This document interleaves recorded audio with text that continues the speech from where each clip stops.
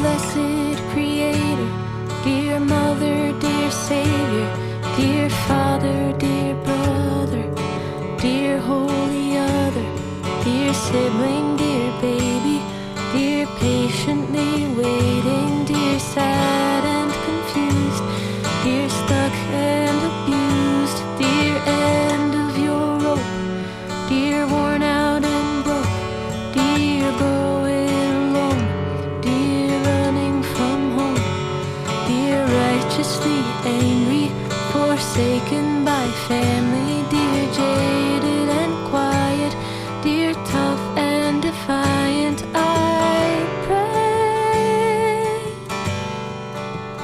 that I'm heard, and I pray that this works. I pray if a prayer has been used as a sword against you and your heart, against you and your word, I pray that this prayer is a plowshare of sorts, that it might break you open, it might help you grow. I pray that your body gets all that it needs, and if you don't want healing, I just pray for peace. I pray that your burden gets lighter each day. I pray the mean voice in your head goes away. I pray that you honor the grief as it comes. I pray you can feel all the life in your lungs. I pray that if you go all day being brave, that you can go home, go to bed feeling safe. I pray you're forgiven. I pray you forgive. I pray you set boundaries and openly live. I pray that you feel you are worth never leaving. I pray that you know I will always believe you. I pray that you're heard, and I pray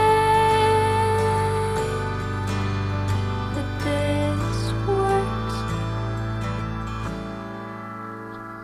Amen. On behalf of the last and the least, on behalf of the anxious, depressed and unseen.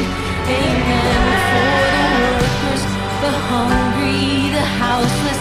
Amen. For the lonely and recently spouseless.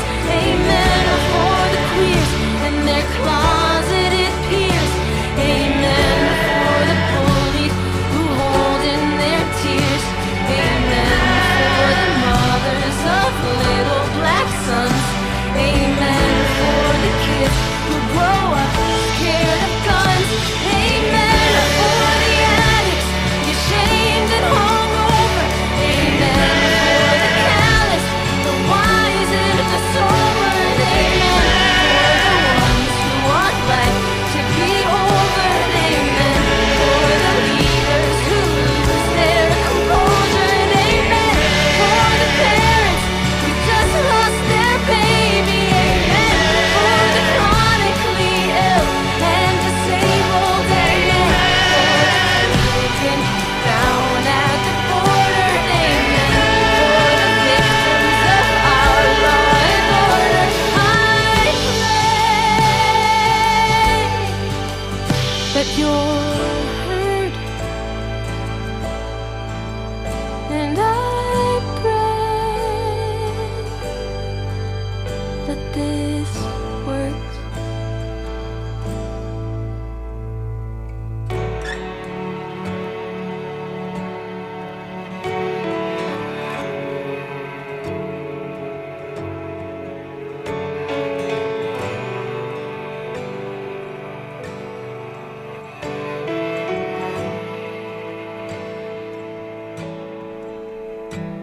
I pray if a prayer has been used as a sword against you and your heart, against you and your word.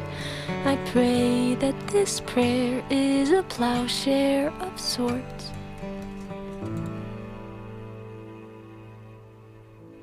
And welcome to Pagan FM. We're coming to you from South Jersey, the home of the Jersey Devil, and just outside of Philadelphia, the city of brotherly love. And we just heard Plowshare Prayer by Spencer LaJoy. So let me get into why I chose this piece. Spencer LaJoy is a new artist to Pagan FM, so welcome, Spencer. And when I first heard this piece, I recognized that Spencer was an amazing talent, and they recently hit home with this piece, Plowshare Prayer. Spencer's a composer and worked as a liturgical musician when they reevaluated their beliefs.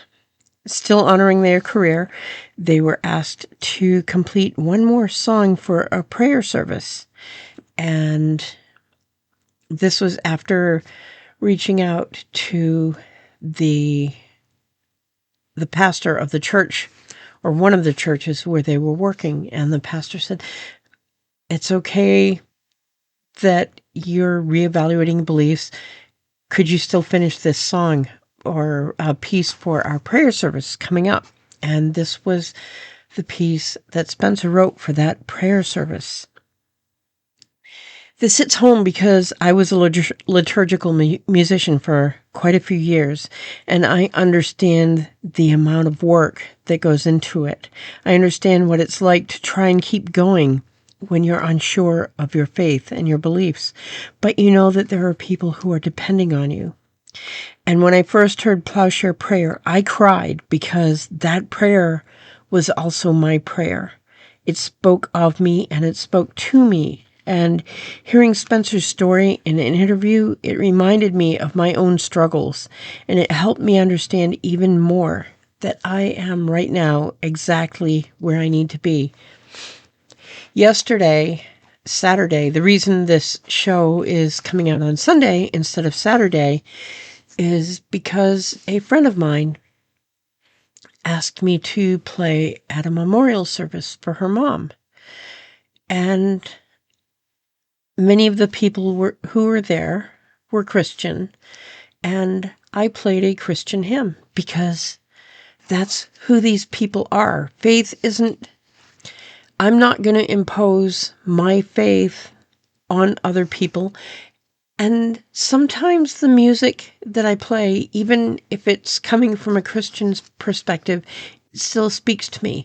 Plowshare Prayer, to me, isn't a specifically Christian piece, and songs that use words like amen or prayer don't necessarily have to come from a Christian point of view. They're just prayers, and I still pray.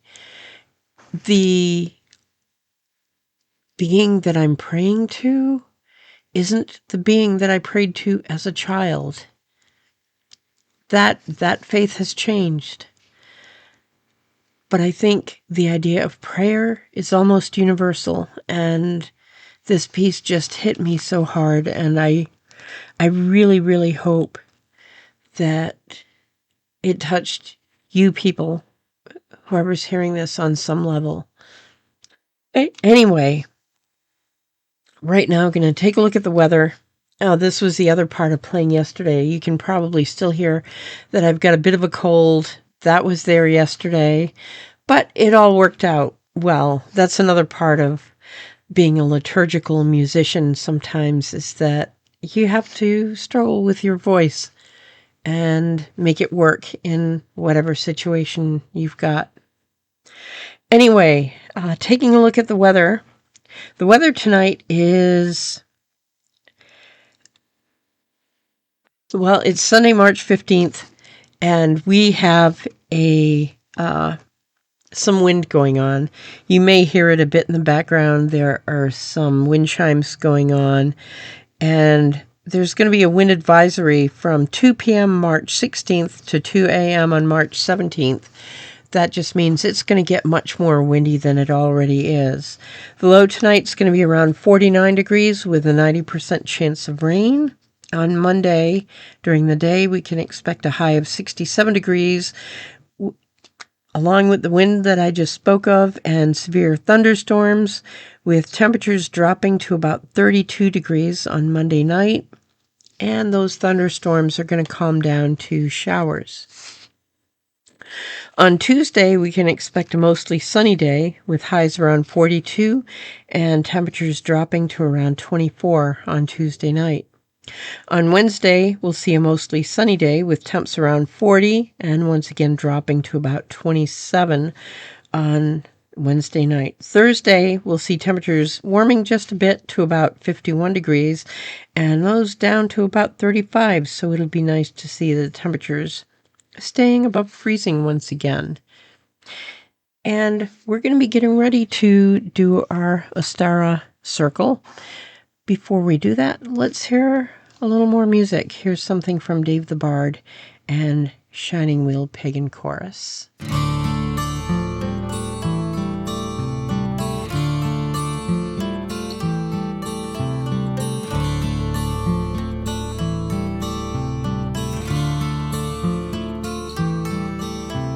Sunset, moonrise, and see how the land is bathed in silver hue. You feel so lonely. Come with me and let me show there are others just like you, who feel the powers of earth, sea and sky, of dragon and fairy and shades of the night. Hear the call of our ancestors of blood and bone, of womb and tomb and standing stone. Lady, stir your cauldron well, chant your words and sing your spell. Deep within this darkened hall, hear the goddess Ceridwen call.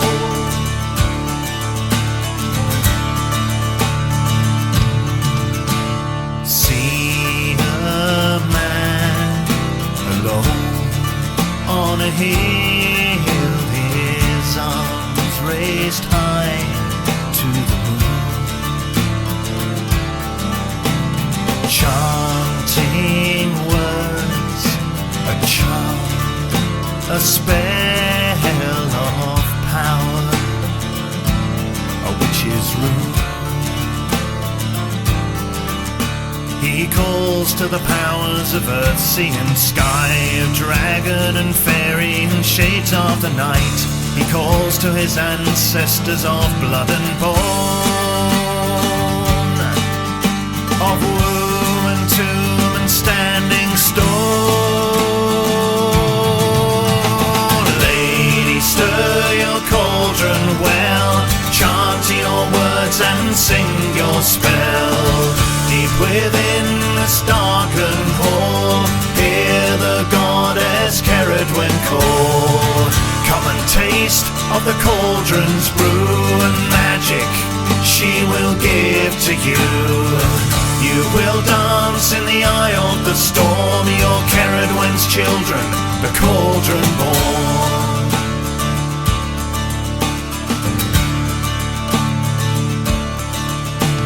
A charm of silver, the gypsy said when he was just 17. Your future I'll tell you, every thread and turn, if they're to be seen. She took his hands, tracing the lines, searching for patterns and looking for signs. Your life a construction, one day you will see. Through the illusion and into the dream.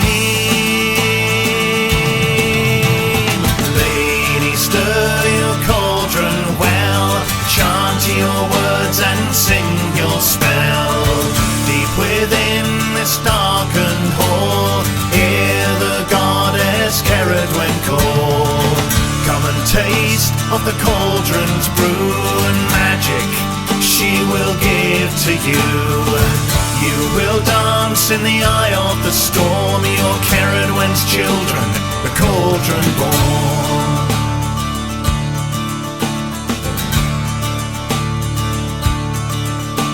So we stand on this hill, our shadows are cast by the moon,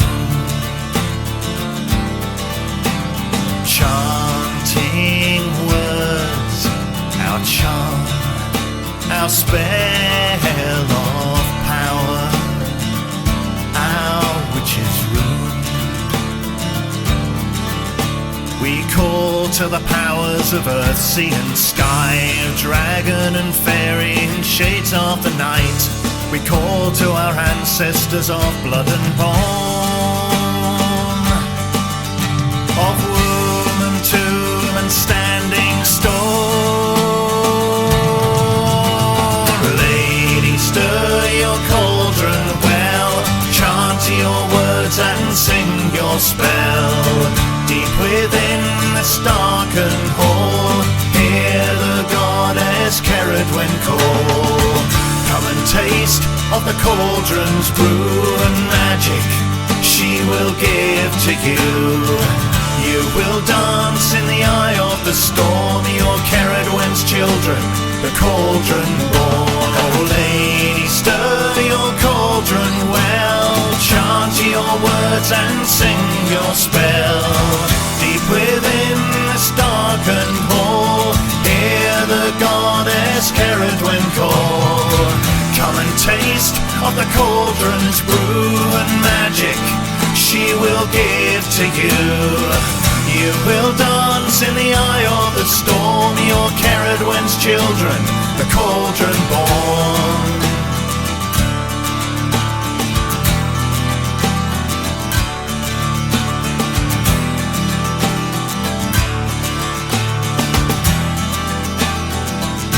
You're the cauldron born, cauldron born. We're the cauldron born,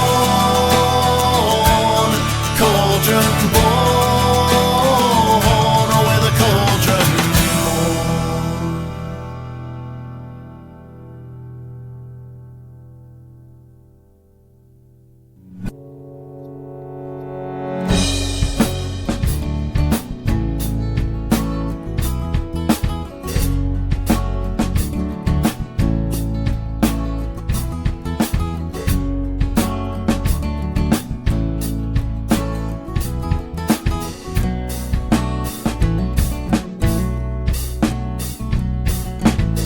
Into the east, the power of air.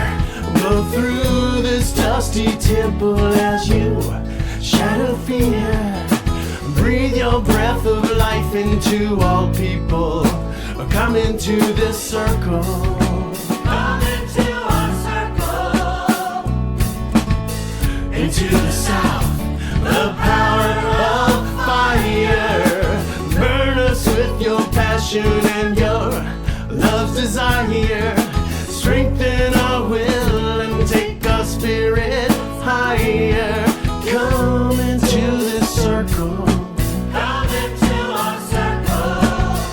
Into the west, the power of water. Rain on us, cleanse your sons and daughters.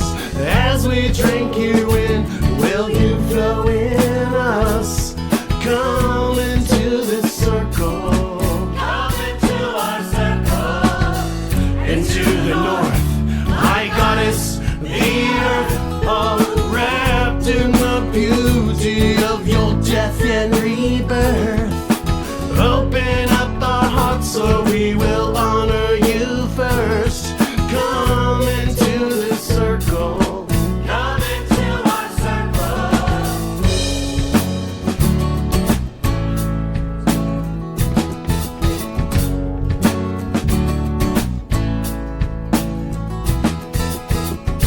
Round and round we go, dear Dear Goddess, please don't let this end as we complete the circle. Without defenses, no pretense. Round and round we go. My heart and head will start to spin, but I know you, so here and now, you open up and let me in. I swim inside our love. You make me feel so me, yeah. So me, yeah, yeah. Round and round we go. How could we make this more complete? Out on the endless circle, dancing to the endless beat. Unprotected hearts can find places no one else can go. Undiluted intentions, leaving nothing else to show. You swim inside our love. I make you feel so you, yeah. So you, yeah, yeah. Round and round we go. Dear Goddess, please don't let this end.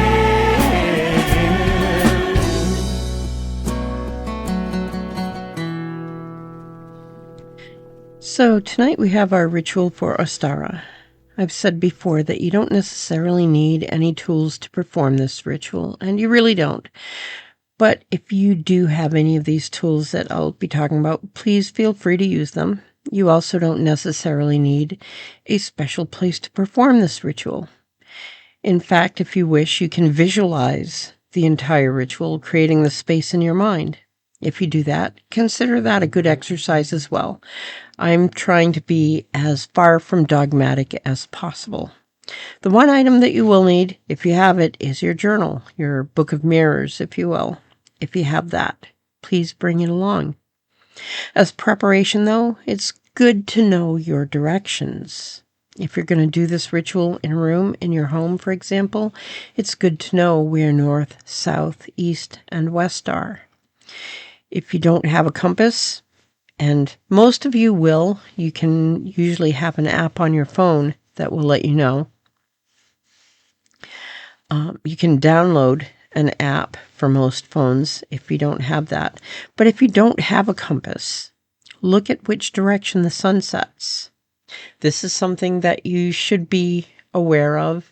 You can probably look outside and know, okay, yeah, that's where the sun comes up. That's where it sets. So, look at the direction in which the sun sets. That will be the west. Opposite the west is the east. Now, stand so that your left hand is to the west and your right hand is to the east.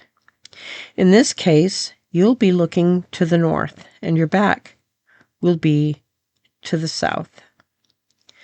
Now you have your general directions. They may not be perfect, but they'll be fairly close. These are important in the practice of magic as the directions correspond to the times of year. In fact, correspondences such as these are an important part of magic in general. If you follow this show, you'll learn more about correspondences as time goes on. The first thing we're going to do is set up our altar. Again, if you don't have these items, that's okay. Use what you have. And if you don't have anything, visualize it in your mind in some way as you'd like to be. Some people say during the holidays, it isn't about the gift, it's about the intention. Well, in magic, it is really about the intention. The ritual tools do help, but the intention and the imagery are the most important parts. And again, as we go through this, I'm not getting into intricate detail just yet. So I'm starting off. There are some people who will have things absolutely picture perfect to start. And as we get further into things, there will be certain places where things have to be, or where things should be, or where things traditionally are. For now, we're not going to get that detailed. The point for tonight is to just perform a ritual. We're going to get into a little bit of detail, and the amount of detail is going to increase as we do more of these rituals. But for now, we're just going to get through one. So, before any ritual, the priests and priestesses are going to set up the ritual space. This is going to include the altar, possibly a cauldron or something similar in the center of the circle. And different traditions and covens do things differently, but there's always some sort of setup prior to the ritual. And again, this excludes spontaneous ritual, which is a thing. That's for another time. But for now, let's set up our ritual space. And on our altar, typically we're going to have an altar cloth that should match the season. So for tonight, let's have a green altar cloth. Green is a good color for spring. So if you've got that, that's something that we can use. There's often a pentacle on the altar. The pentacle represents the elements of air, of earth, air, fire, water, and spirit. You might have heard the term the fifth element or quintessence, and that's the fifth element. That is the spirit. Often we'll have incense or sage, which is a type of incense. Incense is used for purification. You can use sage or some other incense. I've made a blend that I'm using tonight. It contains, among other things, frankincense and myrrh. We'll have a pitcher with water. Water is used for cleansing. A container of salt. The salt that I use comes from the historical region of Brittany in France. I use this because that's my heritage. My family comes from Brittany, and I wish to remain connected to my ancestors. So I use what came from the part of the world that is close to my heritage. An empty bowl. This bowl will be used to contain the water and the salt in mixture. A cup or a chalice, and nearing the end of the ritual, we'll have cakes and ale or wine or grape juice, and these help ground us at the end of the ritual. The cup is for the ale portion, and again some juice and wine that will be in that cup, and cakes or a loaf of bread, or the moon cakes last week. In our episode last week, we had a recipe for moon cakes. Some matches to light some candles, unless you're using electric candles. The candles themselves, some votive wax candles or battery type, some oils for anointing, and a cauldron with a candle. And you might also want a working candle on the altar. So if you're going to totally cut the lights, you might want to have some candles around. And in the last coven that I was a part of, we tended to work entirely by candlelight. So when everything's ready, there is a tradition of entering the circle where a priest or a priestess asks each person entering the circle, "How do you enter this circle?" And the traditional response is, "With perfect love and perfect trust." I don't expect that from people I don't know yet. And until I know someone well, I can't offer perfect love and perfect trust. I don't expect that many of us can. I think that when many of us have uttered these words, particularly when entering in an unfamiliar circle, we may have had reservations, and reservations kill magic. If you're able to state confidently when entering this circle that you do so with perfect love and perfect trust, then please do so. If you're unable to enter with perfect love and perfect trust, are you able to enter with love and trust, even if it's not perfect? Are you able to enter with love in your heart? If so, you will be welcome. And now it's time to enter the circle. How do you enter this circle? As the High Priestess, it's inappropriate for me to enter in any other way than with perfect love and perfect trust. Were I to have less than this, I shouldn't be leading this circle. I enter this circle with perfect love and perfect trust. And now it's time to cast the circle. When we cast a circle, we're creating a sacred space, a space where we're protected from negative energy, negative spirits, and negative influences. We will reach out to the 4 directions mentioned earlier, and then to the center. You will notice the correspondences that I spoke of earlier. I'm not going to elaborate until the casting is complete. When it comes to the pentagram, we will inscribe this into the air. Most people will draw the pentagram starting at the top, down to the right in a clockwise direction, then to the top left, then to the top right, then down to the bottom left, and then back to the top, always going clockwise. This is the invoking pentagram, or more specifically, it's the invoking pentagram of fire. There are specific starting points and directions for earth, air, fire, and water pentagrams. At the moment, this early in our studies, we'll use the fire pentagram for each of the directions. You might want to note this in your notebook, and I'm going to be putting up the notes on the website here, so hopefully the image will come through. We'll be using the banishing pentagram when we open the circle at the end of the ritual. So for this ritual, you'll learn 1 or 2 versions of the pentagram if you haven't yet done so. In future lessons, we'll learn the earth, air, and water pentagrams. But for today, we're going to stick with fire since it's the one that most of us already know. So now it's time to cast the circle. And we're going to go into our rooms to the direction that faces the east. We face the east, the direction of Imbolc and Ostara, the direction of the rising sun and moon, the direction of new life and new beginnings, a time of sowing seeds, a time of hope.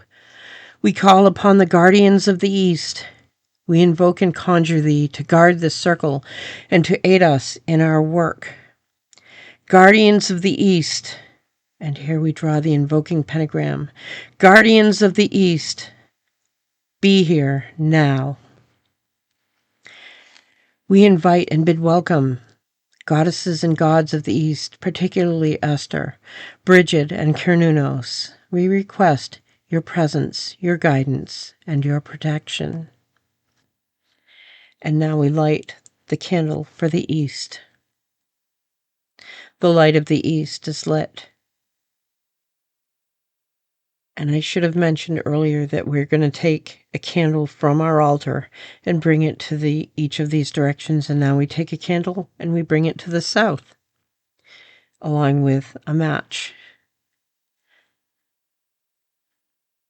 And now we face the south, the direction of Beltane and Litha, the direction of the summer solstice and the sun in its strength, the direction of growth and transformation, a time of tending, watering, and weeding.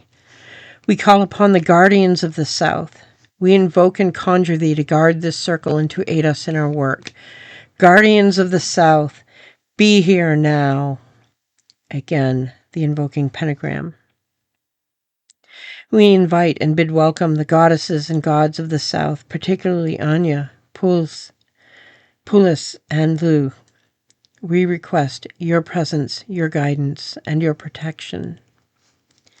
And we light the lamp of the south. The light of the south is lit.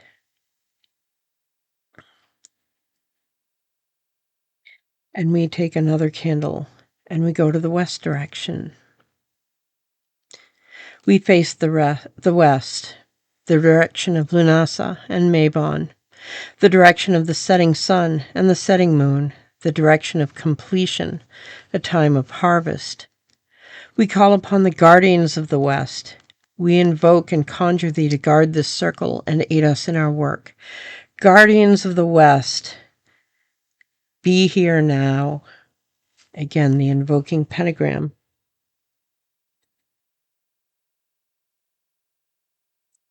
We invite and bid welcome the goddesses and gods of the West, particularly the Morrigan and the Green Man. We request your presence, your guidance, and your protection. And we light the lamp of the West. The light of the West is lit. And we take our last lamp and we go to the north. We face the north, the direction of Samhain and Yule, the direction of the winter solstice, the direction of regeneration, a time of renewal. We call upon the guardians of the north. We invoke and conjure thee to guard this circle and to aid us in our work. Guardians of the north, be here now. We invite and bid welcome the goddesses and gods of the north, particularly Kaliach. We request your presence, your guidance, and your protection. And the lamp of the north is lit.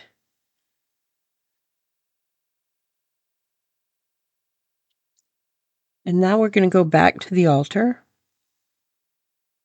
And we're going to take some of the salt.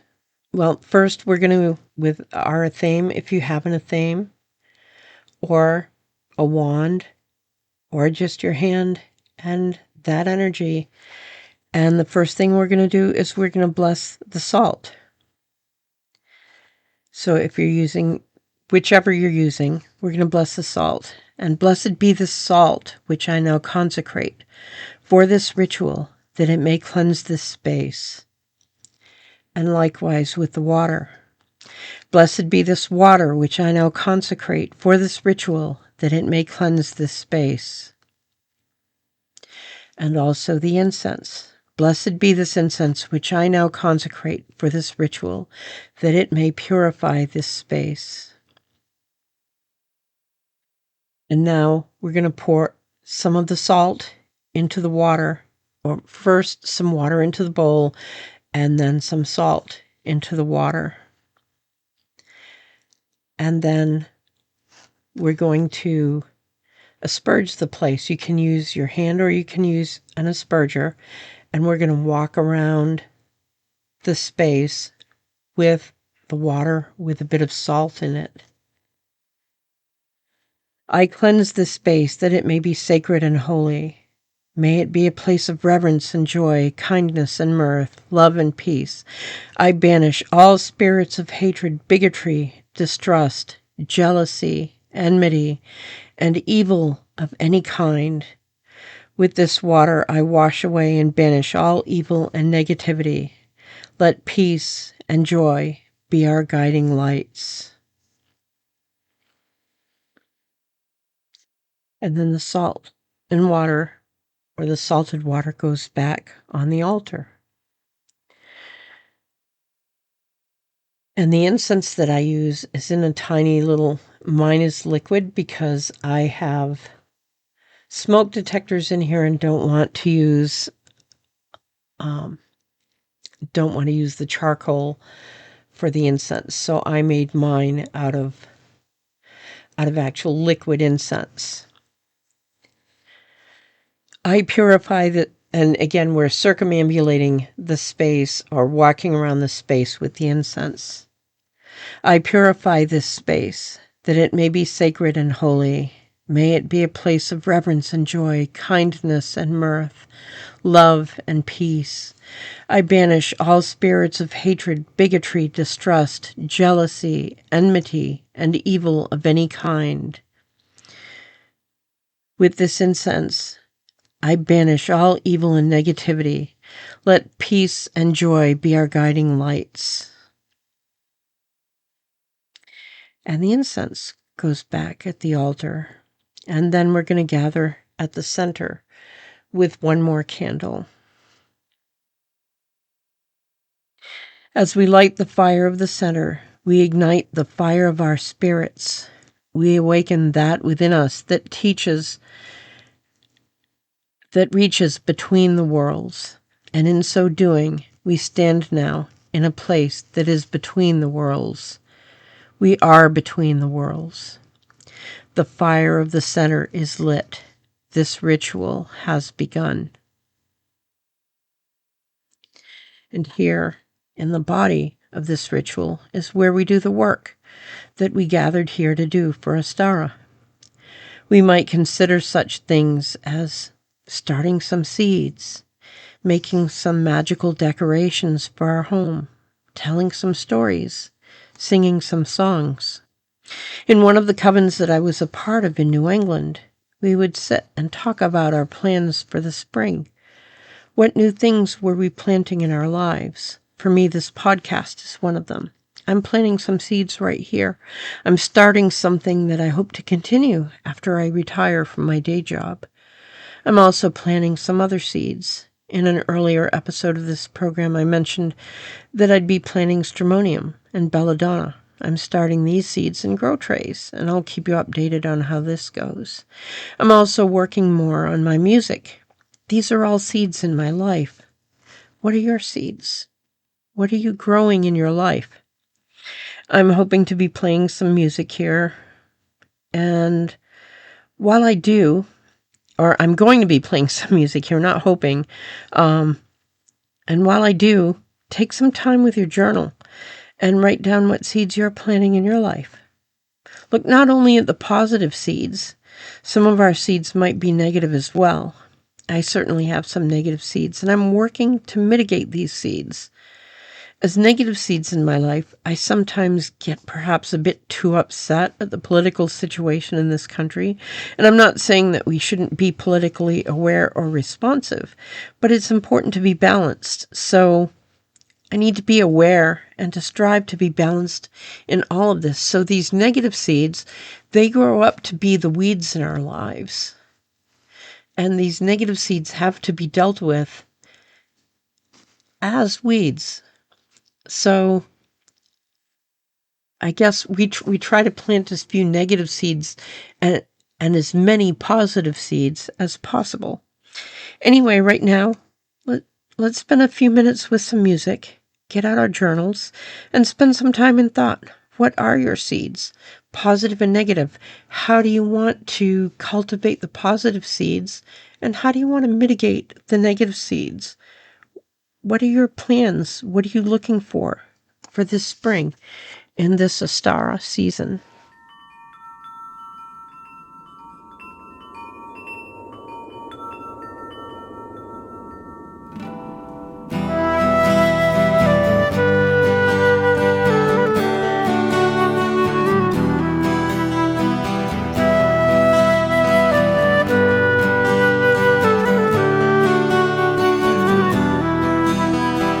Wind in the willows. Oh, the winter nights have been so cold and long.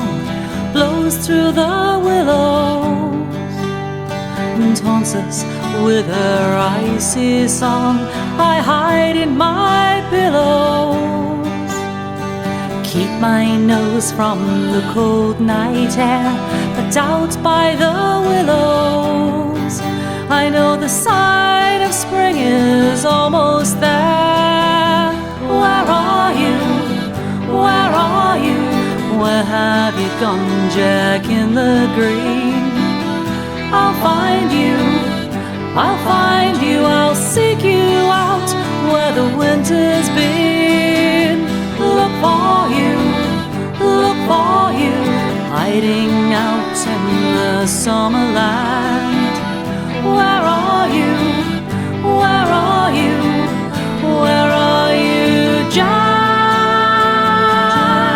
my green man?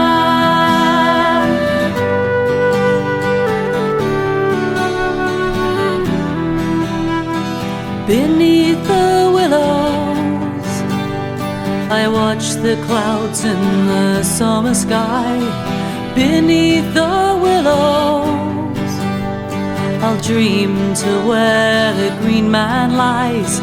There I will follow along the path of his leafy feet, I am the willow, and I'm dancing in fields of meadow sweet. Where are you? Where are you? Where have you gone, Jack in the green? I'll find you, I'll find you, I'll seek you out where the winter's been. Look for you, hiding out in the summer land. Where are you? Where are you? Where are you, Jack, my green man?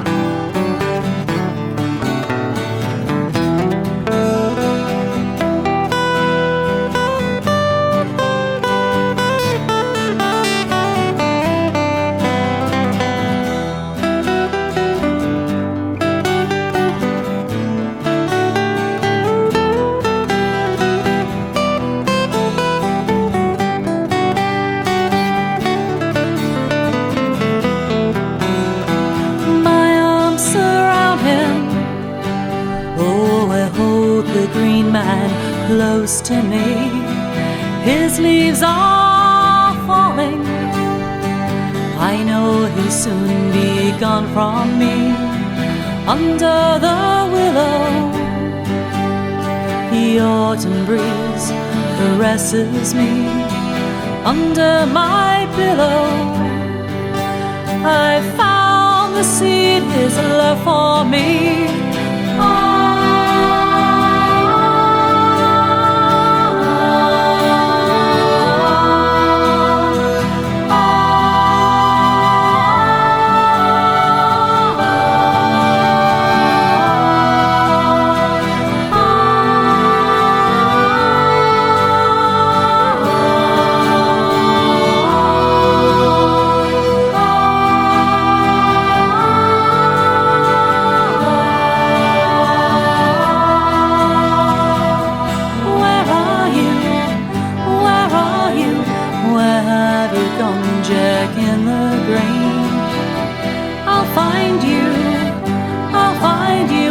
Seek you out where the winter's been. Look for you, hiding out in the summer land. Where are you? Where are you? Where are you, Jack, my green man?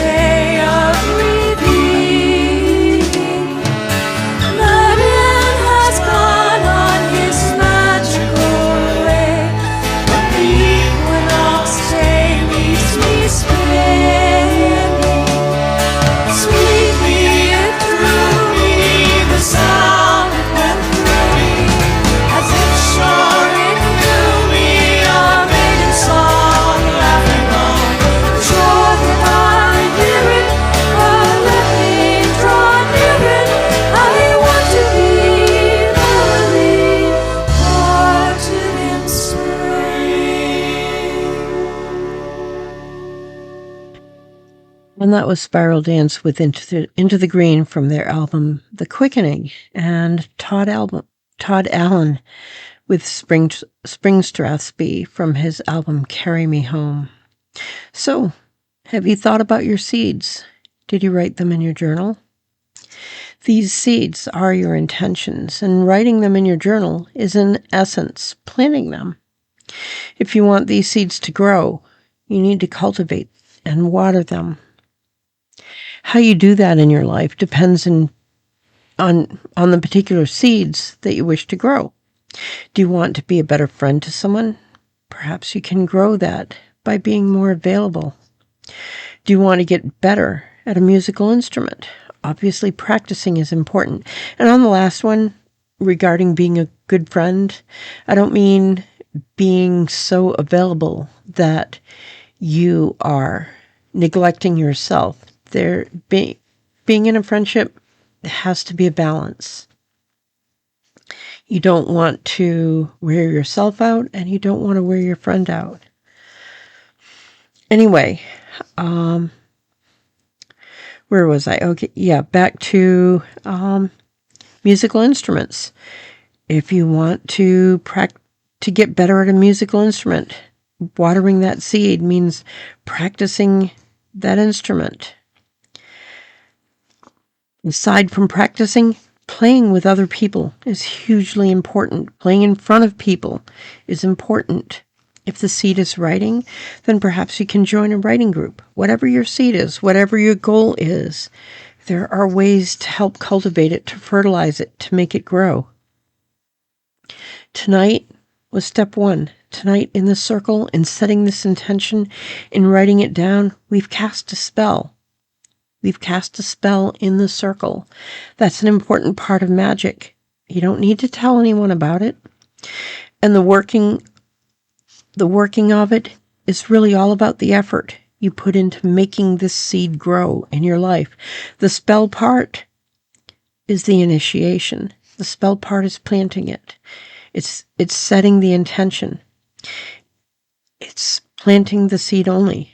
But the seed, while it might germinate in the ground, it will not grow to its fullness without the effort on your part. Farmers plant seeds, but that alone doesn't ensure them a crop on harvest time. There's a good amount of work in between the planting and the harvest. But right now, it's not time to think about the harvest. We've only just planted.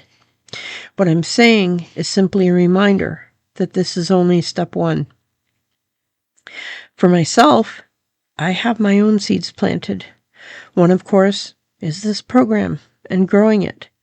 Another is the vow that I mentioned last week. That's something I'm going to do right now.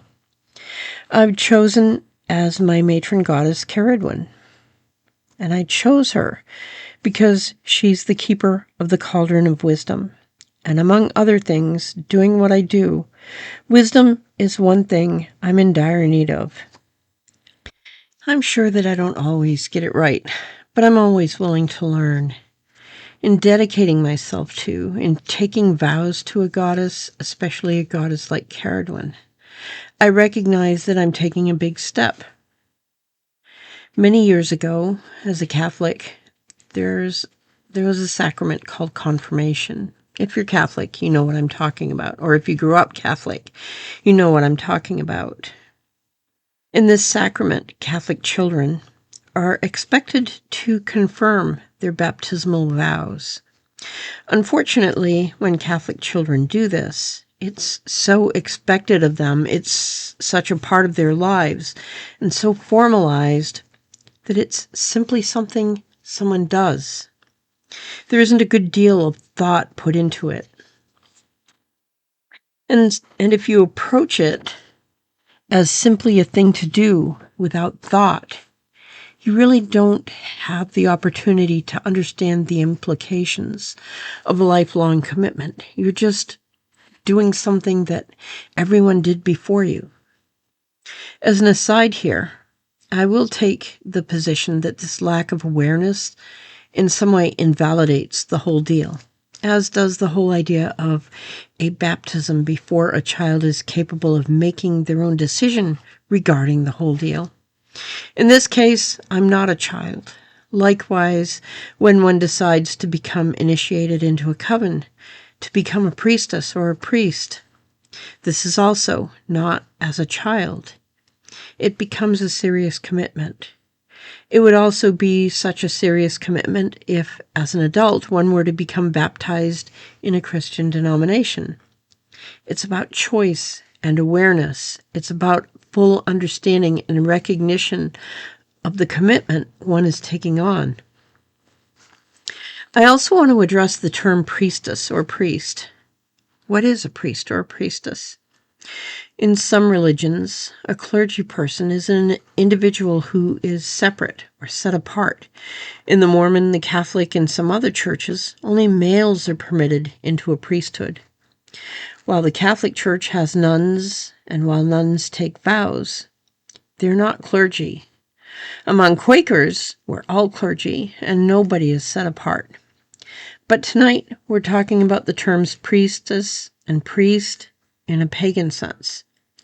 I believe we're all ministers. We're all called to be of service to each other. But the terms priestess and priest refer to individuals who have taken on a particular role within a community. This role doesn't necessarily imply authority over anyone. Rather, it implies a particular purpose, a particular job within the community that an individual is particularly skilled to fulfill. Such jobs usually involve teaching, ministering in hospital settings, being licensed as an actual clergy member in some states, and being in leadership positions in covens. If someone is a priestess or a priest, I do consider that they should have some certain qualifications. They should be able to conduct a ritual. They should be able to cast a circle, and they should be able to explain what they're doing and why. They should be able to explain their faith to someone who asks. That's at a very basic level. I think that in different traditions, there are varying skill levels for those who are considered initiates or priests or priestesses, and you've got your varying degrees. And that's true for most any initiatory tradition. But now, it varies. But for right now, let's get on with the vows. As I take this vow, you, the listeners, and the guardians, and the goddesses and gods who are here, are my witnesses. Caradwin, keeper of the cauldron, I come to you, ready to dedicate my life to your service. I dedicate my time, my energy, my life, my work, my magical tools and instruments to you, and to serve those who come into my life. I've been blessed with talents, and for much of my life I've not used them to their potential. I've drunk from the cauldron, but have not outwardly dedicated myself to the service of you or the cauldron. I recognize that throughout my life you have been calling me. You have placed me in situation after situation where that service was inevitable. And I have followed the call, but have not followed up with an actual dedication to service. Today, I take responsibility for this call. Today, here, now, I dedicate my life as a priestess to your service. I dedicate my ability to teach, my music, my writing, my art, to you, the gods and goddesses of my ancestors, and to the cauldron, and to you, Caradwin. As a symbol of this vow, I anoint my body, my head, my hands, my heart, in service to thee. With this symbol, I am yours.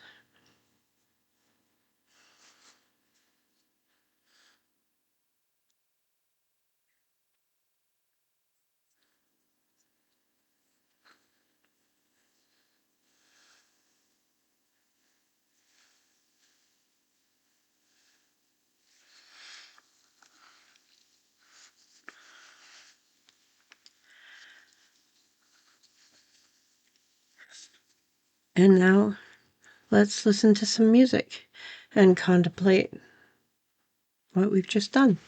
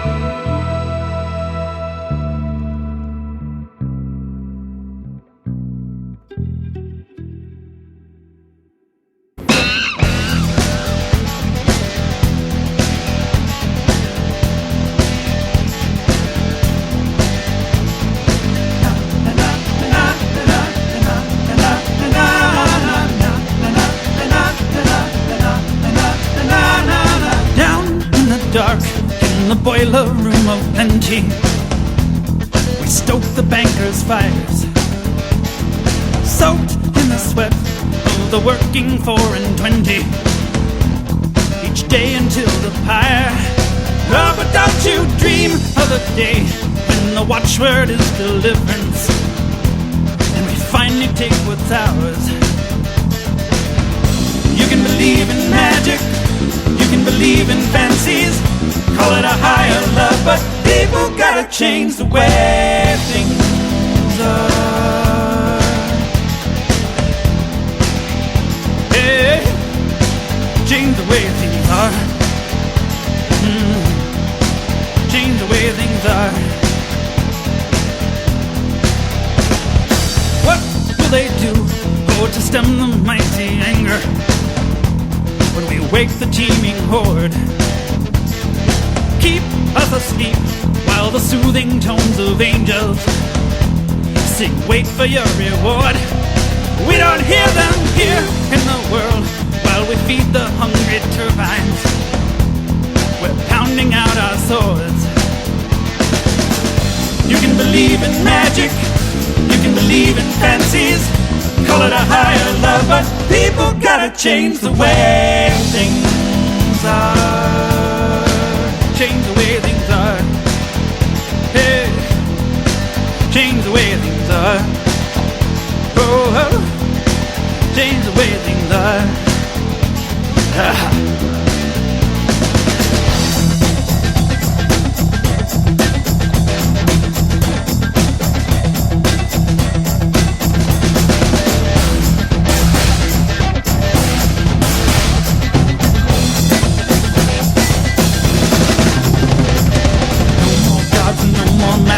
Burn the bodies and scatter the ashes. No more gods and no more masters. Burn the bodies and scatter the ashes. No more gods and no more masters. Burn the bodies and scatter the ashes. No more gods and no more masters. Burn the bodies and scatter the ashes. No more gods and no more masters. Burn the bodies and scatter the ashes. No more gods and no more masters. Burn the bodies and scatter the ashes. You can believe in magic. You can believe in fancies. Call it a higher love, but people gotta change the way things are. Change the way things are. Hey.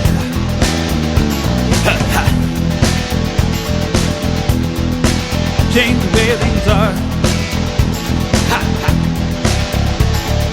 Make no mistake, there are those who would deny us, them that own the tools. Dare you believe liberation will just find us, and a crumb will fall to you? No, we take it, and when we're here, give it back and trust our kindness. Ha. Let us not be fools. You can believe in magic, you can believe in fancies, call it a higher love, but people gotta change the way things are. Change the way things are. Yeah. Change the way things are. Yeah. Change the way things are. People gotta change the way things are. People gotta change the way things are. People gotta change the way things are. People gotta change the way things are.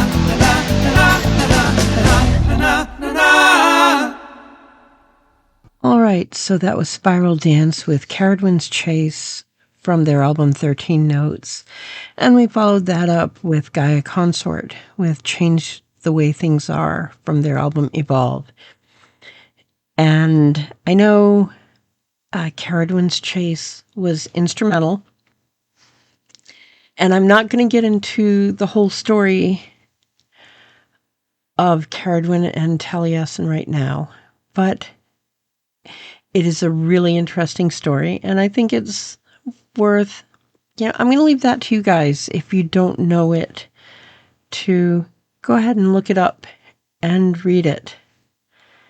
And it'll tell you a little bit more about Caradwin and her cauldron. Anyway, for now, we're going to get into the final parts of this ritual. We've accomplished the work that we set out to do, and we're going to go back to the altar and consecrate the cakes or the bread and the ale.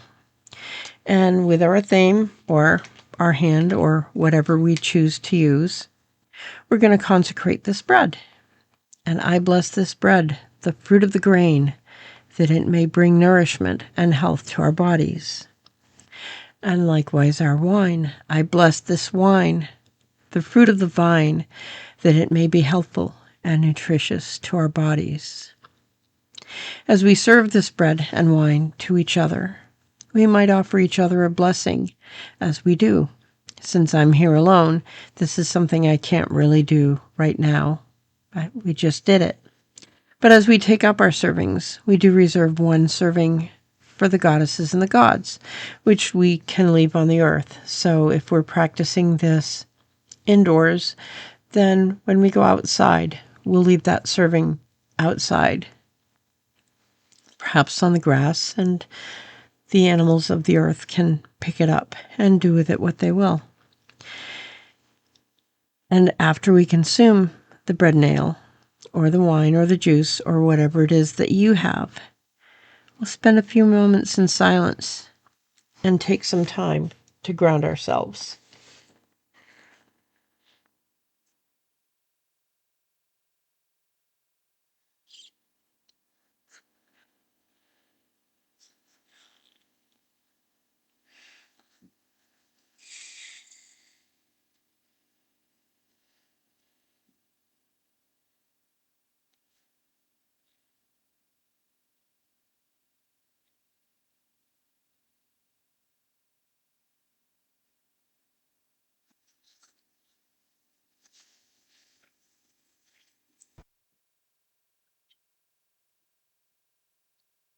Right, so after this, it's time to open the circle. And as we began in the East at the beginning, we're going to start in the same place again. Opening the circle is a little simpler than casting the circle. And as I mentioned before, we're going to use the banishing pentagram of fire. So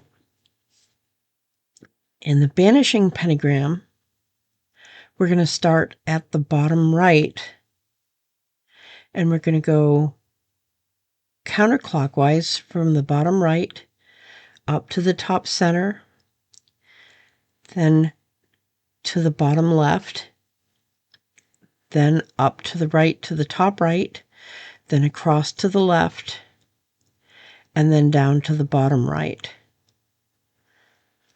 So we're starting on that right vertical side. And hopefully this picture will come through in the show notes so that you'll get a chance to see it. But let's begin. Guardians of the East, we thank you for your presence and your service here. We thank you for being our witnesses and for keeping the circle safe.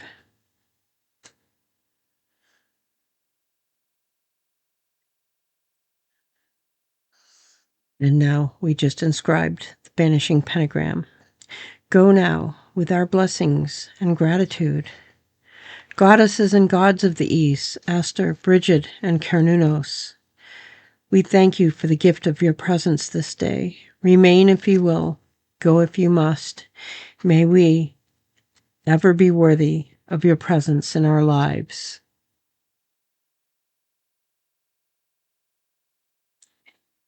And now we extinguish the lamp in the east, and the lamp of the east is out. And we move to the south. Guardians of the South, we thank you for your presence and your service here.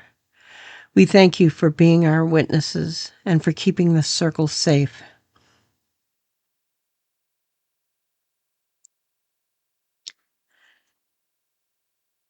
Go now with our blessing and our gratitude. Goddesses and gods of the South, Anya, Pulis, and Lu, we thank you for the gift of your presence this day. Remain if you will, go if you must. May we ever be worthy of your presence in our lives. The lamp of the South is out.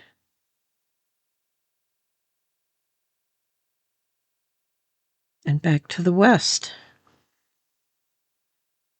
Guardians of the West,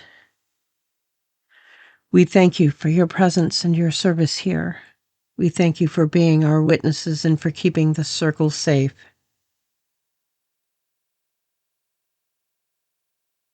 Go now with our blessings and our gratitude.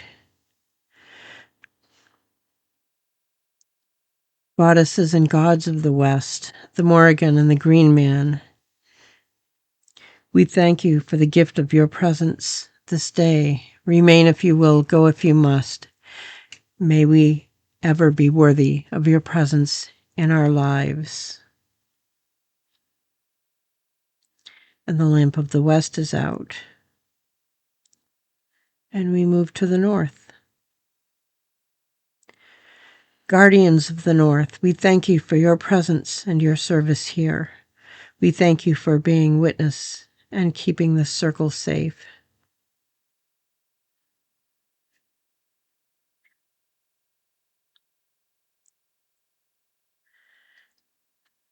Go now with our blessings and our gratitude.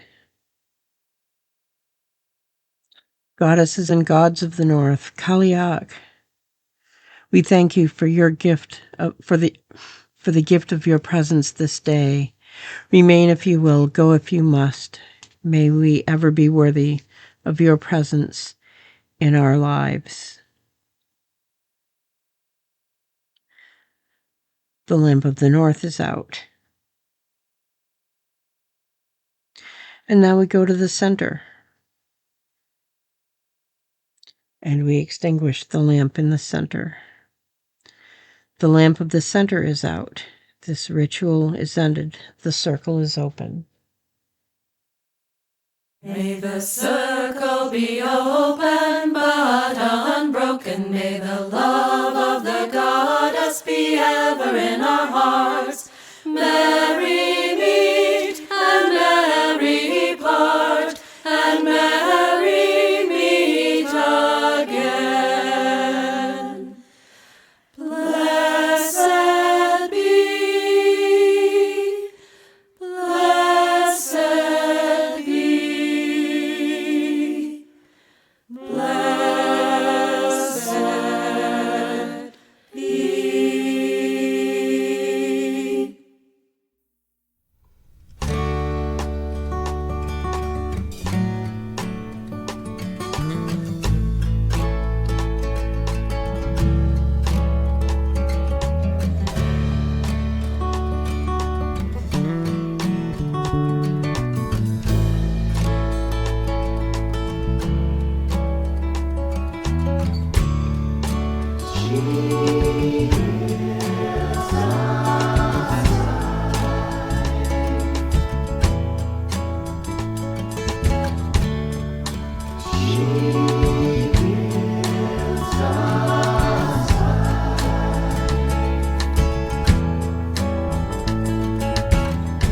She's been with me from my childhood,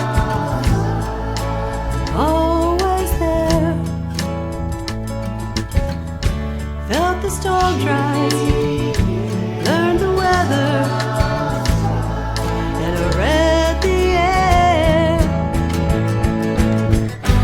I always talked to her and she took away my pain. She will never be the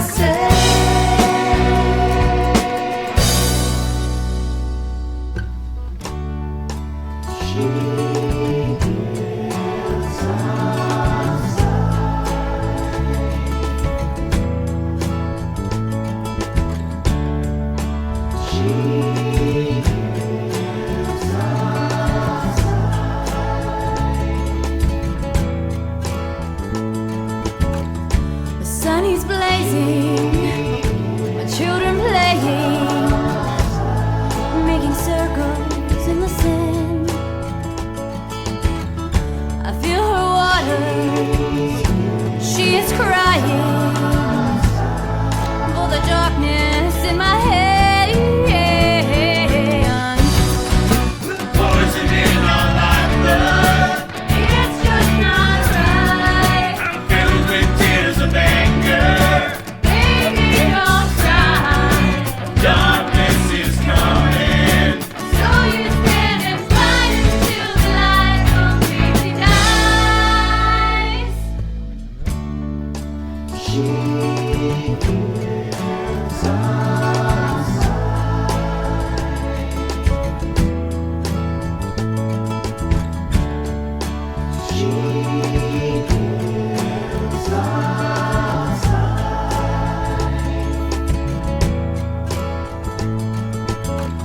Mother Ocean, she has called me and rocked me on her waves. She has given inspiration in oh so many ways. We stole her gifts and left her nothing but her pain. She will never be the same.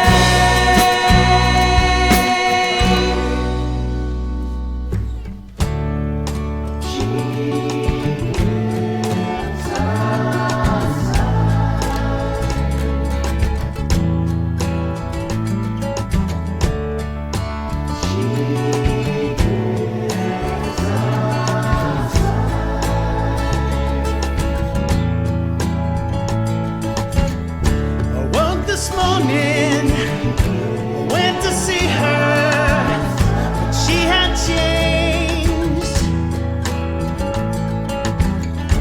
Now I'm sorry, I took for granted that she would always be the same.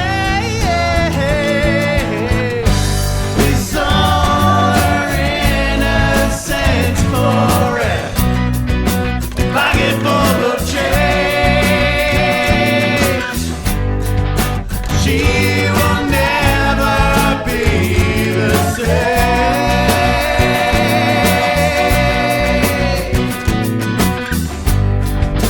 She will never be the same.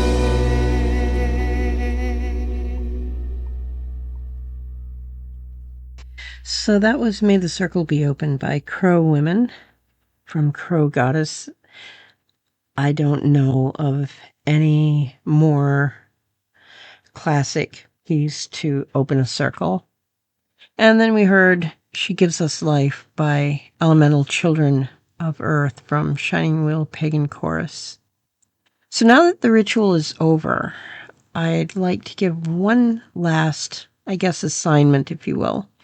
And that is to, over the next few days, spend some time in reflection. If you haven't been a part of a circle like this before, part of a pagan ritual, jot down your thoughts. What did it feel like? If you were Christian or some other religion before this, did you have feelings of misgiving, or did you feel comfortable? If you did have misgivings, why do you think that is? Is it something that you think you might surmount or be able to surmount? Do you want to? What I personally want you to know is that it isn't my intent to draw anyone into anything that they don't honestly wish to be a part of, or into which they will feel threatened or uncomfortable. So if this isn't right for you, that's okay. If you want to just hang out on the sides or just listen to some great music, that's okay too. But please don't feel compelled to make any commitments to something that you personally disagree with. I can tell you that when I first left the Christian faith, there was a ton of guilt, and I know where it came from. I was steeped in this idea of hell and of a God that would punish me eternally if I didn't believe. And it took me a while to get over that. It took me a while to recognize that loving parents don't do that to their children. So anyway, if you have misgivings, that's okay. If you felt totally comfortable, that's okay. Just spend some time with your feelings. Spend some time considering how you felt about this ritual and if it's right for you. Next, for those who wish to remain, what do you think about doing ritual on your own? Don't worry about memorizing everything all at once, but the ultimate goal at the end of this will be for you to feel comfortable enough to write your own rituals and to be able to do this without needing to resort to papers. I used papers here tonight because I basically wrote this ritual. It is something entirely new, and I wrote it over the past week or so. So it's kind of new to me, and I didn't have time to memorize it. So it's okay to use papers for a while. I'm doing something new right now, and it's okay to use papers. But eventually I'll be doing, and I can do a ritual on my own without papers. But again, I'm doing a program here, so I need to know what's coming up next, and I wanted to have something with notes for you guys. So that's why I did it. And it's not a bad thing to use papers, but over time, the goal is to eventually do things without needing notes. Anyway, the ultimate goal at the end of this is for you to be comfortable enough to write your own rituals, to be able to do it without having to resort to papers if you need to do a ritual spontaneously. Is this a journey that you're ready to undertake? You can, of course, keep following along without going that far, and that's okay too. But that's one of the possibilities, again, that's available to you if you want to take advantage of it. At some point in the future, perhaps we'll consider a dedication ritual for those who want to be more dedicated to the study. What do you think of that? Anyway, that's our Ostara ritual. I hope you found it worthwhile. Over the next few rituals, we'll be adding some other elements. I'll add the earth, air, and water pentagrams, one each over, say, the next 3 rituals that we do. And the rituals will have a few more elements to them. So again, things are growing a little bit, and I'll probably still use some notes as they're going to be getting a little bit more complicated, but eventually it'll be kind of memorized. For now, though, after some music, I'm going to talk about the lesser ritual of the pentagram, which is where these pentagrams that we're using, like the fire one tonight, where they came from. So let's hear a little more music, and then we'll talk about the lesser ritual of the pentagram, and then we'll wrap things up.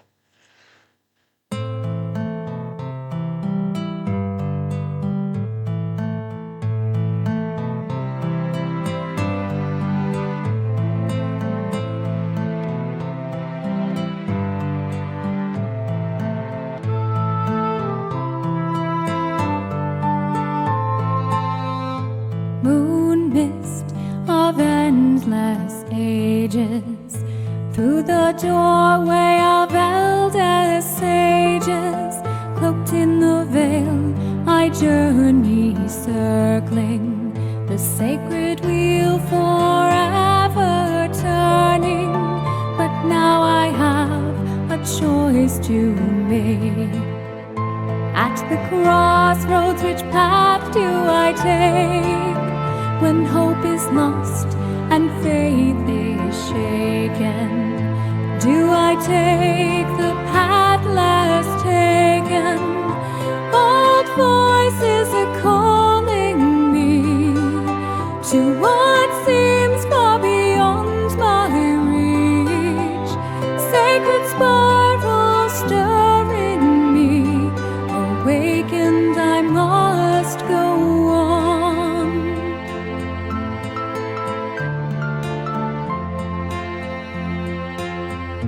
Moon mist of endless ages, gazing back upon life's pages, the sands of time slip through my fingers. My vision clears, but doubt still lingers, invoking gods of mythic might to let the wings of hope take flight. I take a step, my path is laid. Will they bless the choice I've made?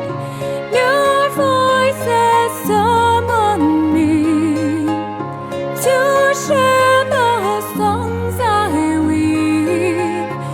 Inspiration stirs in me, awakened I must go on.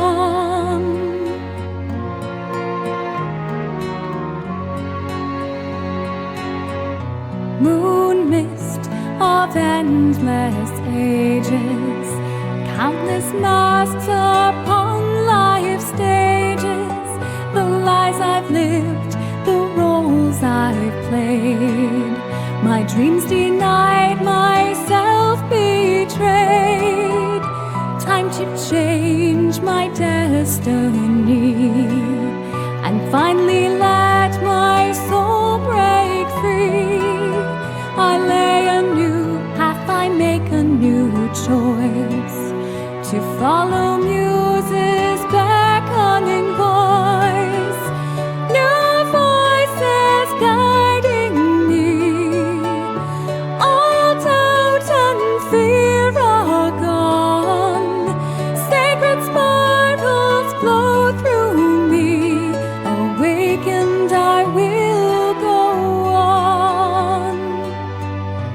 moon mist of endless ages, moon mist of endless ages.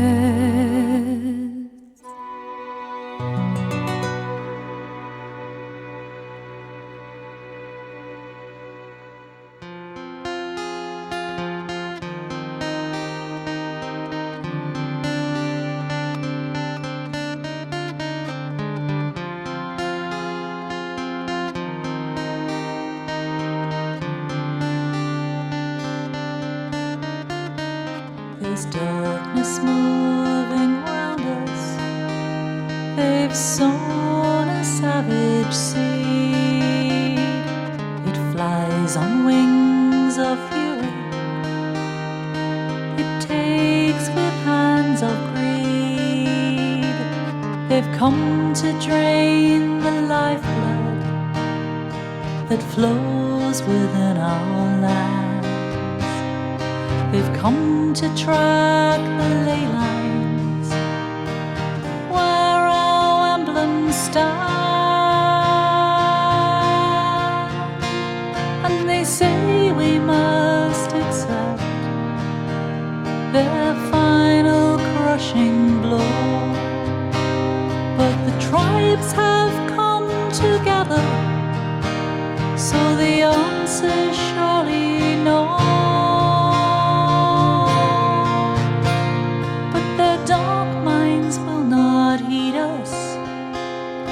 They've sealed us with their fate, but it seems that they've forgotten there's a guardian at every gate.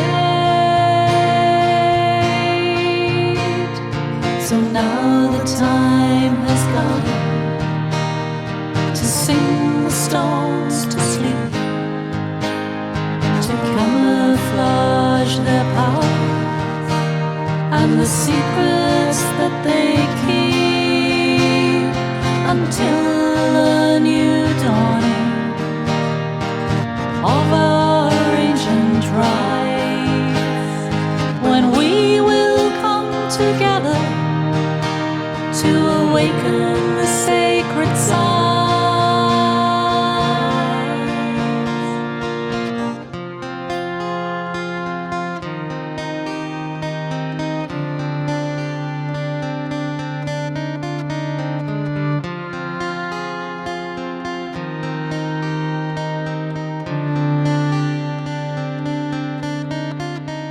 Stones speak in whispers, voices from the mother's womb.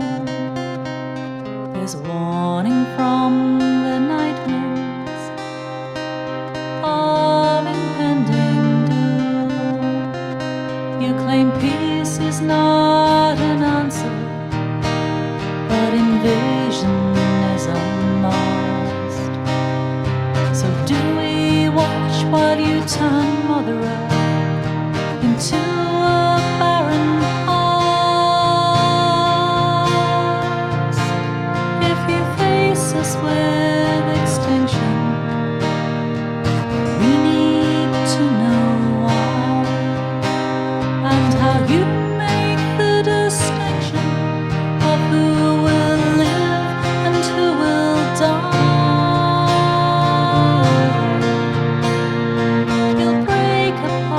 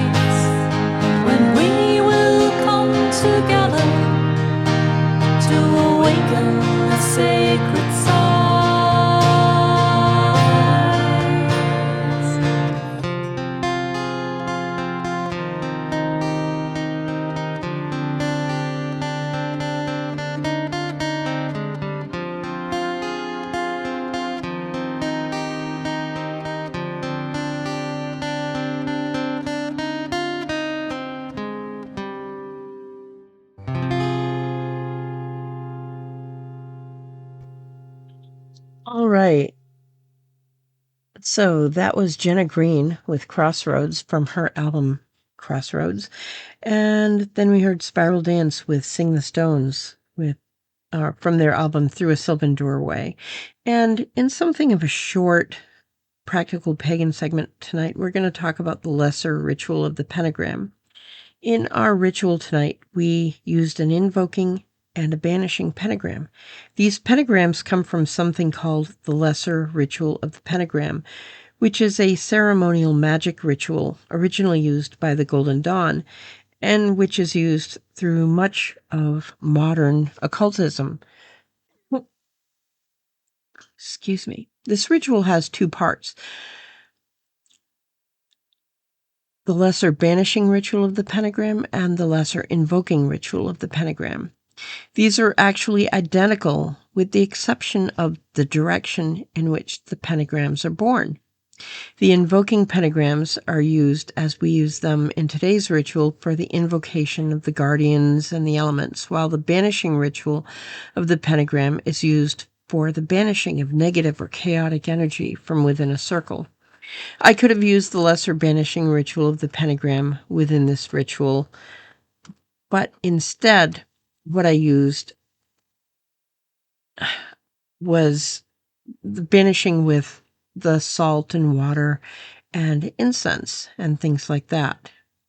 Instead, I used just the pentagram rather than the actual ritual, and in a moment, I'll get into why I do this. Coming from the Golden Dawn and from ceremonial magic, the lesser ritual of the pentagram consists of a number of gestures and words and movements. Some of these words are the names of the Judeo-Christian God and angels and other related words. Personally, I don't feel a need to involve the Christian God in my own pagan worship. On the other hand, I don't necessarily feel a need to exclude that God either, but in my practice, I don't necessarily see the forms of worship fitting together in a way that makes actual sense to me. And if I can't make sense of it, if it doesn't seem to me that a ritual that's confusing is likely to be that effective. And for this reason, I take the pentacles of the lesser ritual of the pentagram and use these for invoking and banishing, and kind of leave the rest of the ritual out of it. Now, while the lesser banishing ritual of the pentagram is used to purify or cleanse space, in our ritual, we did that with salt and water and incense. But here we're using the banishing pentagrams to release the guardians of the directions. In this case, we aren't actually banishing the guardians. What we're doing is removing the initial pentagram, which acts as something like a seal of our intention in each of the directions. It's basically as if the first pentagram in the direction turned on a switch, and the pentagram sort of turns that switch off. I've probably mentioned before that I don't really do ceremonial magic, but much of what Wicca and modern paganism does is based on some elements of ceremonial magic, and learning something about it is always helpful. You may well have guessed that if there is a lesser ritual of the pentagram, there is also a greater ritual of the pentagram, and there is. So what's the difference? The lesser ritual of the pentagram is used to prepare a sacred space more or less generically, kind of like what we did tonight. The greater ritual of the pentagram is used to prepare a magical space for a particular work of a practitioner. If, for example, you just wish to create a sacred space to meditate, that would be a work for the lesser ritual of the pentagram. While if you are performing a ritual to consecrate tools, that would more likely be a work for the greater ritual of the pentagram. It comes down to the purpose of the ritual. Then again, if you wish to go into further depth about these rituals, I'd recommend getting in touch with a group that practices ceremonial magic, or doing some research on your own. For our purpose, it's sufficient to know where the pentagrams that we use come from and how to use them. And over the next few months, we'll be doing just that. We will not, however, be going really deep in this group into ceremonial magic. Our focus will be more on natural magic. So,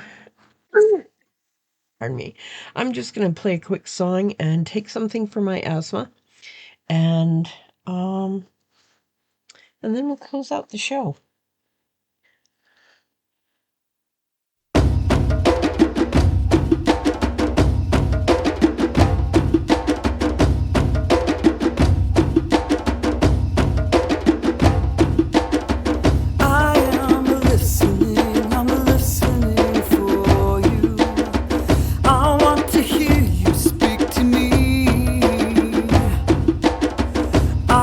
My body between fire and sky.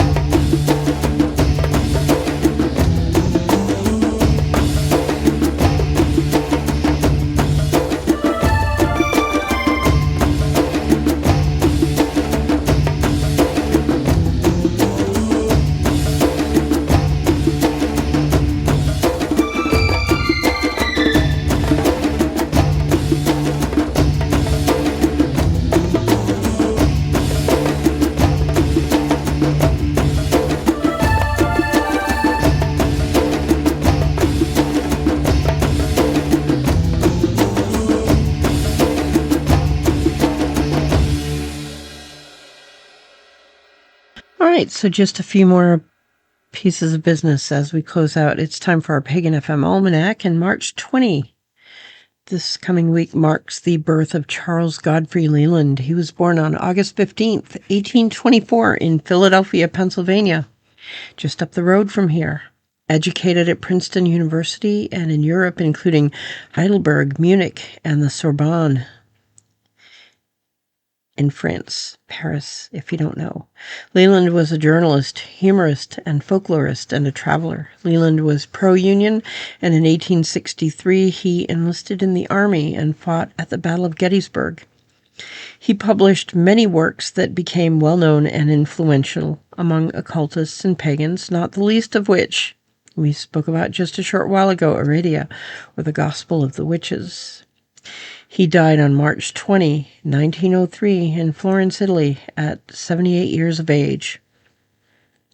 Coming up this week, the new moon will be on March 19th, and on March 21st, the sun will enter Aries. So happy birthday, all you eager reavers, you quick, competitive individuals.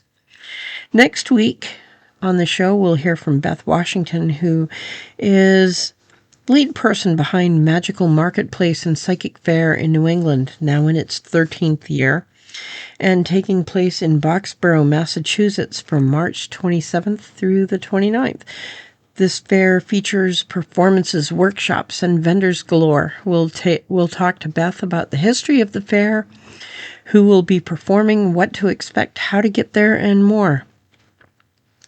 I have not yet done an interview in this new model of Pagan FM, and when I used to do the show, it was with Skype. Microsoft bought Skype and then promptly eliminated it, so I'm experimenting with new tools, and we'll see how this goes. I think it's going to work out fine. We'll also take a look at the book A Grimoire of Italian Witchcraft by Raven Grimassi. Interestingly, I met Raven at the Magical Marketplace and Psychic Fair some years ago. Raven has since passed, but I did figure that since we took a look at Aradia, or the Gospel of Witches, which was written more than a century ago, it was worth looking at a book that discussed Italian witchcraft through a more modern lens. And depending on how long Beth and I go, we'll look at what other segments we manage to sneak into the show. But for now, that's about it. Thank you all for joining me for tonight's ritual, and I hope that it was a positive experience for you. And until next week, blessed be, and we'll leave you,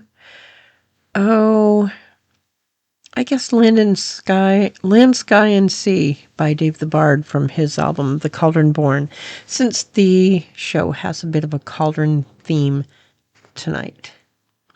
Blessed be.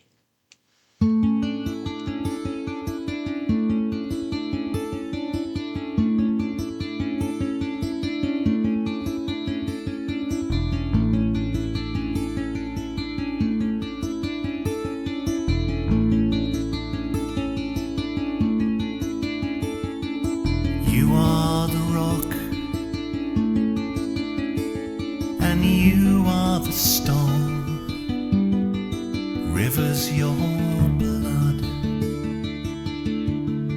mountains your bone. You are the source of all I'll ever know. Forever my mother, forever my home. Oh, this town is so cold. Neon magicians, they offer the fools their gold. For there is somewhere I'd rather be, in your wild places with the land and the sky and the sea.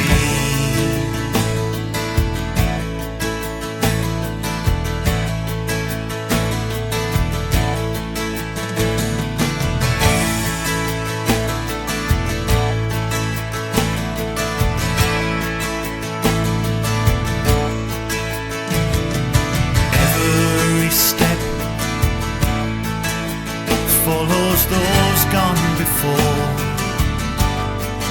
mystics and saints, down to the shore, echoing waves, and the curlews cry. I call out your name, I hear your reply.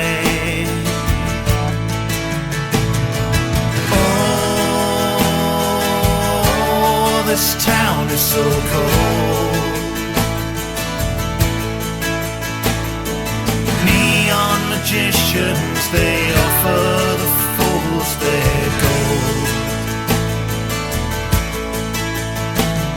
For there is somewhere I'd rather be,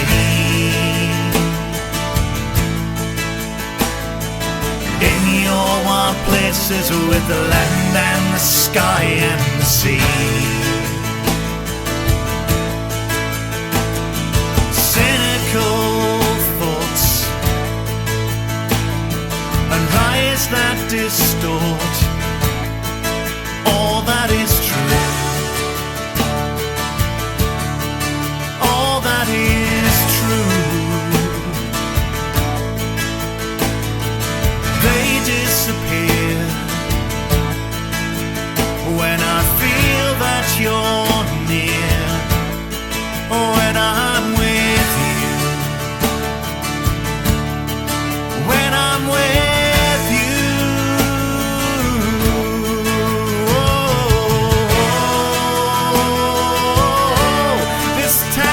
So cold.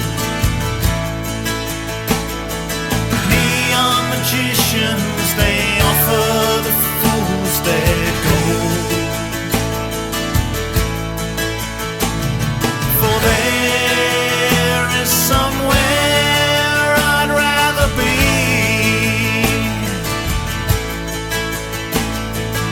in your wild places with the land and the sky and the sea. Na na na na na, na na na na na, na na na na na, na na na na na, na na na na na.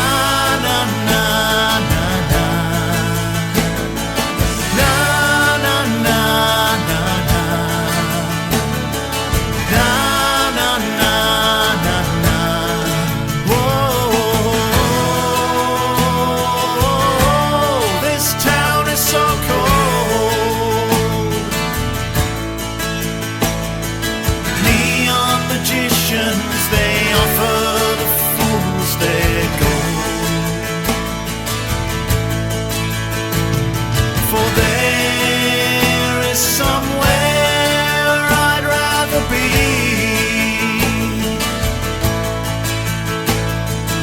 in your wild places with the land and the sky, in your wild places with the land and the sky, in your wild places with the land and the sky and the sea.